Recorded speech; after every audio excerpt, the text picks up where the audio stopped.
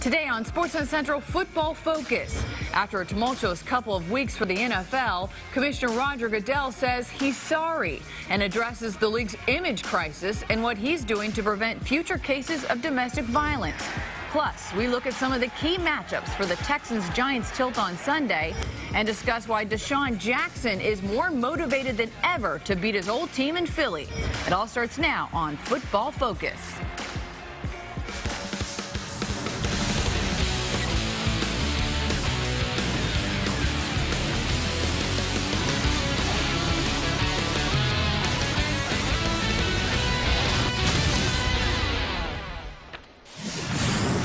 It's Fun Day Friday here on SportsNet Central Football Focus. Kelly Johnson with a couple of former Texans and NFL vets, Seth Payne, Jay Foreman. It is our opening drive, and it is not fun, unfortunately. NFL Commissioner Roger Goodell making his first public comments since the Ray Rice video came out and a rash of domestic violence and child abuse incidents involving players today. And that followed, of course, the past 2 weeks. Now, Goodell started his news conference in New York by taking responsibility for the league's failure to respond appropriately. I got it wrong in the handling of the Ray Rice matter, and I'm sorry for that. I got it wrong on a number of levels, from the process that I led to the decision that I reached. But now I will get it right and do whatever is necessary to accomplish that. Roger, you've had pretty extreme unilateral power in deciding discipline, but as you've said a few times, you've gotten it wrong in a few cases, and that tends to happen when there's no checks and balances. How willing are you to give up some of that power, and do you think that that would be the right thing for you to do? Well, Rachel, as I said in my statement, everything is on the table. We're going to make sure that we look at every aspect of the process of how we gather information to make a decision, how we make that decision, and then the appeals process. There have been a lot of high-profile, high-level calls for your resignation. Following up on that question, what would you say to those people? Why do you feel like you should be able to continue in this role? Because I acknowledged my mistake. August 28th, I said we didn't get this right. We're going to make changes.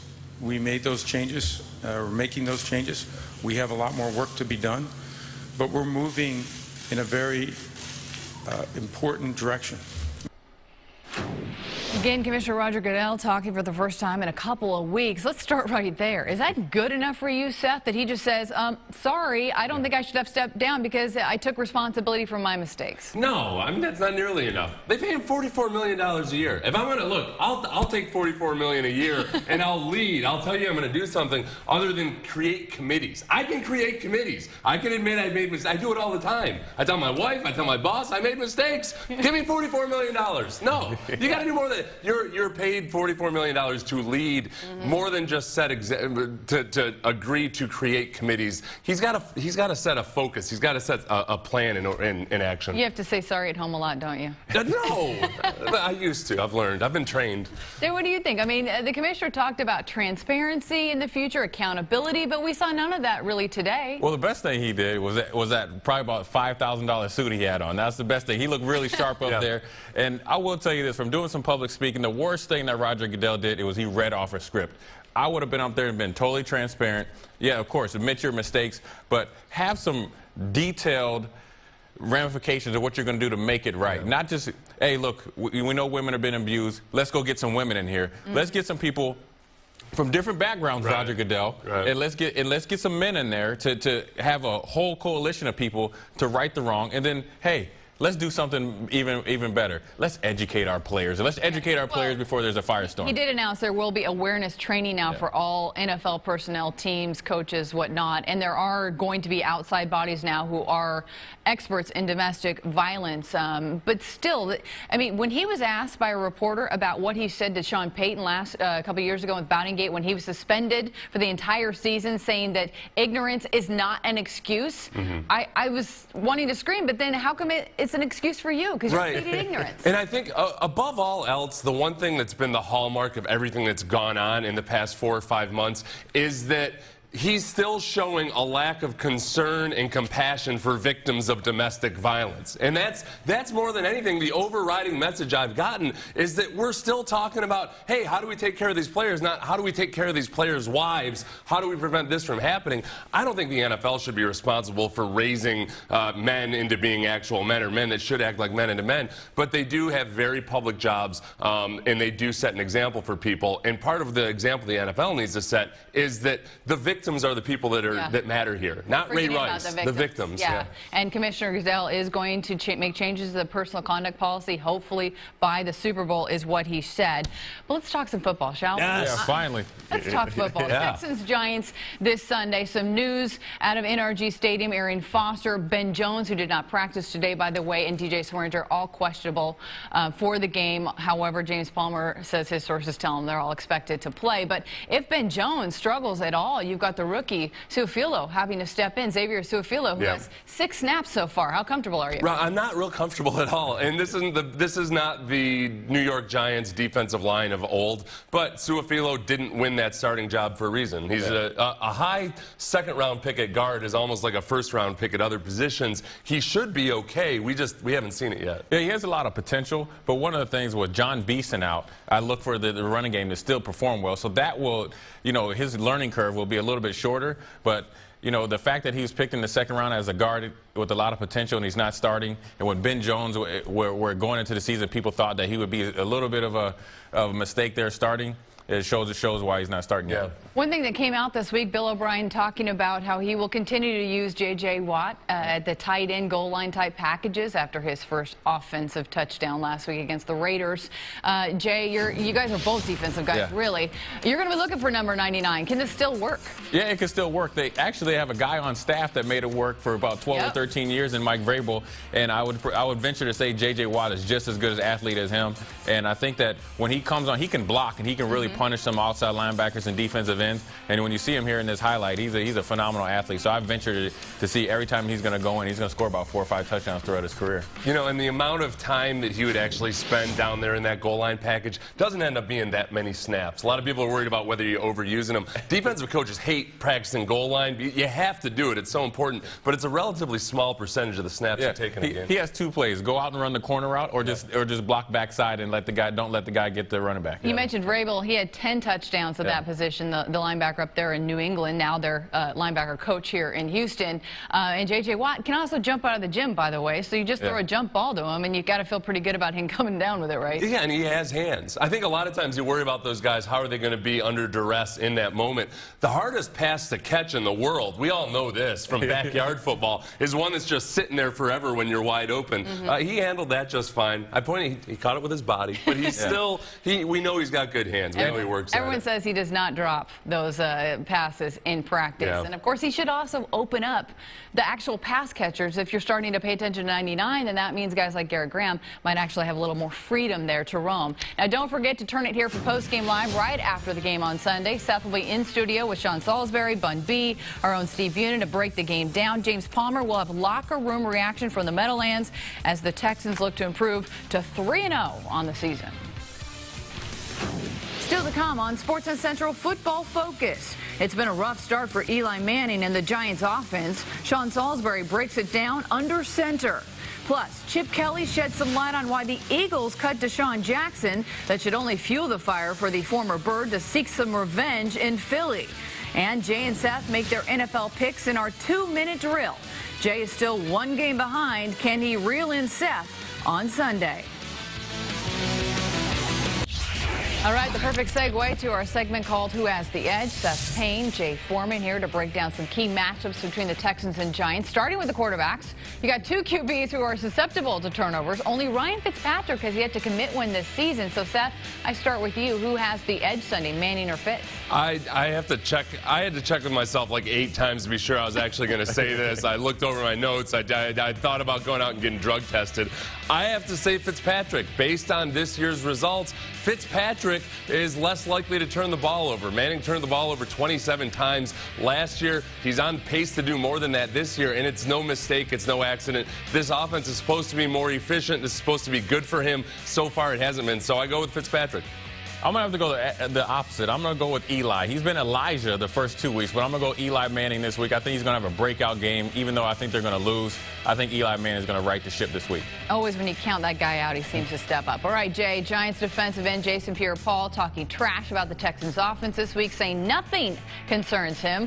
Who has the edge in the trenches, Houston's O-line or New York's pass rush? I'm going to say Houston's O-line, because Houston's O-line has gotten better over the last 2 games. And let's face it, JPP hasn't done anything in the last 3 years. Every year going into the season, he said he's going to be back as a year before that. He hasn't done anything. He should just stop talking and start playing.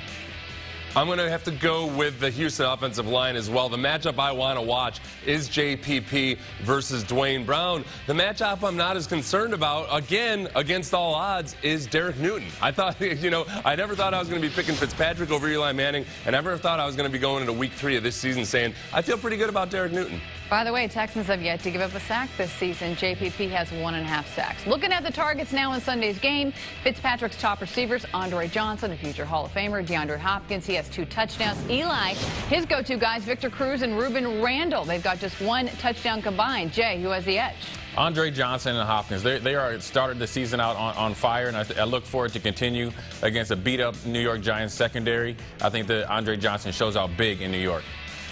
All right, here's the thing. Now I'm really going to start sounding like a homer. I don't care. This Giants team is not that good. Victor Cruz demanded the ball, wanted the ball more in week 2 after being ignored in week 1. He dropped the ball 3 times, 2 of which would have been huge plays. DeAndre Hopkins coming along. Andre Johnson is Andre Johnson. I go with the Texans. Overrated. I'm waiting for your chant. Okay, on the sidelines, you've got a first-year head coach in Bill O'Brien, who's 2-0 to start his career. Then there's Tom Coughlin, who's won 2 Super Bowls with the Giants, a record of 158 wins to 132 losses in 19 seasons. Seth, who has the edge? This is where it turns. This is Tom Coughlin, hands down Tom Coughlin. 2 Super Bowl championships when he was the underdog in both of those. A lot of people have counted him out at various times in his year. A lot of people had him fired 7 years ago. He's gone on to win 2 Super Bowls. Hey, maybe Bill O'Brien gets the mantle someday, but right now it's Tom Coughlin. Seth, I know that pained you, but I'm going to go with Bill O'Brien. Just this season alone, Bill O'Brien has shown some things in a rookie head coach that a lot of veterans aren't doing across the league.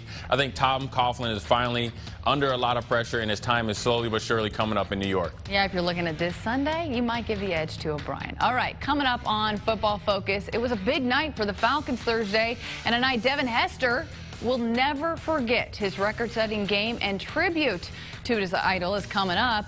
And there it is, high stepping at the end. Plus, Seth and Jay get to prognosticating their NFL picks coming up in the 2-minute drill.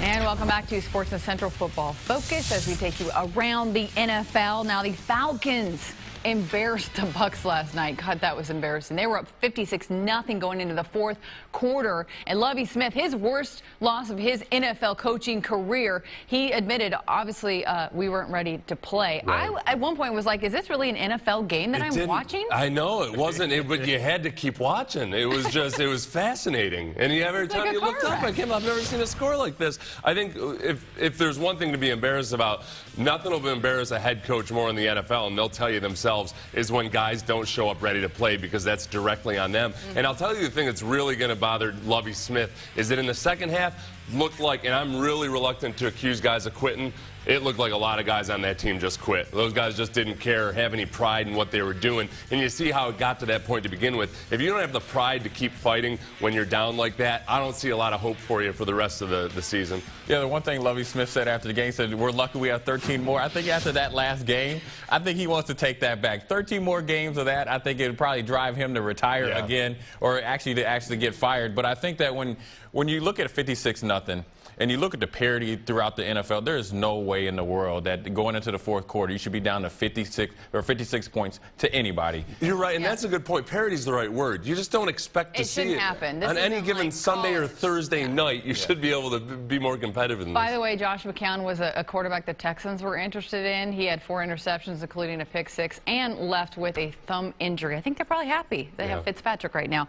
All right, Devin Hester, one other thing surprising about Lovie Smith, he kicked or punted, I should say, to Devin Hester, who broke the NFL record with his 20th return for a touchdown. And, of course, he broke his mentor, the Hall of Famer Deion Sanders, in Sanders' own house. And then he high-stepped it here on the 62-yard punt return right there as a tribute to prime time, and got a flag for taunting. This is the no fun league, isn't it? And he only high stepped for like 5 yards. It'd be different if it was 30 yards and showed off in front of the sideline. But Lovie Smith, I think that he kept punting to Devin Hester. It's like almost like, hey, I called you before. I'm going to give you a chance to break the record in Deion's house, because I'm going to keep punting to the best punt returner of all time, obviously by breaking the record. And I agree with you. I don't understand this. You know, it's not like he was pointing at anybody. He wasn't taunting. They're legislating against joy. Kelly, joy. Joy. After what's been going on in the NFL, have fun. Have a little bit of fun. Enjoy the kids' performance. You want people to watch Thursday Night Football? No. At least watch people dance. Everybody get some competitive games on there to get people to watch it. Another matchup to watch this week is going to be the Redskins at the Eagles, because Deshaun Jackson, of course, cut in the offseason. Chip Kelly finally admitted that, okay, it wasn't because of any off-field things. It was about the fact that he wasn't a good fit for his offense. He wanted bigger receivers, yet they went out and signed Darren Sproles, who's 5'5", by the way. This is what Chip Kelly had to say to ESPN after they beat the Niners, calling Sproles a receiver. I said that from day one. Since we've had Darren, he can do it all, basically. I'm confused here. What does Chip really say? I'm going to play devil's advocate, and I think Jay's going to tell you the truth. But what I would say is that Darren Sproles is at least versatile, because you use him as a running back or as a receiver, where Deshaun Jackson is just a little teacup size of a wide receiver. He's not even versatile as a wide. Right. But they're all about being explosive, fast. He's one of the fastest receivers out there, isn't he? The bottom line is he's just trying to make. He's trying to make excuses for he didn't like Deshaun Jackson. Right. And I can give him credit. He's trying to massage it a little bit. But look, Deshaun Jackson had his best year in his whole career in Chip Kelly's system. And he was a guy that could take the top off of defense, and you just discard him that easily to an interdivision rival. Shows you and set to say that he didn't like the player. And that's pretty sad. By the way, Deshaun Jackson dealing with the shoulder. He is questionable. Of course, he says he's going to play. Now, the other storyline is Kirk Cousins is going to make his first start of the season for RG3, who's out with a dislocated ankle. I know you're not supposed to lose your job by an injury, but if Cousins performs well, does Jay Gruden have to stick with him? I think this year he does, and it depends on what your definition of performing well is. I think if they're in a playoff hunt, they've got to stick with Kirk Cousins, and if Kirk Cousins has been performing well, getting them to that playoff hunt, there's not just the performance element, there's also that, hey, RG3 might need a full year to recover. He didn't look physically right this year. He doesn't look mentally right, physically right. It takes you more than a year to recover sometimes. As much as the physical things affect him, he's mentally, I think, he's shot and snake bit. And the one thing about Kirk Cousins, he's going to be on time. He's gonna get the ball where it needs to be, and if he wins 4 or 5 games, and then he can get the locker room behind him, regardless of a playoff run or not. You've been through this before in Buffalo. Kirk Cousins will be the starter, and he will be the new face of the Washington Redskins, because what RG3 did as a rookie is gone and past. You have a new sheriff in town in Gruden, and he's looking for a quarterback to lead his team in the future. And RG3 doesn't want to be who he was as a rookie when he won Offensive Player of the Year. And that's what he has over Kirk Cousins would be his legs. He doesn't want to do that. He wants to be a pocket passer. All right, up next on Football Focus, our Week 3 picks around the NFL, including the Texans. Looking to make it 3 in a row. The 2-minute drill is coming right up.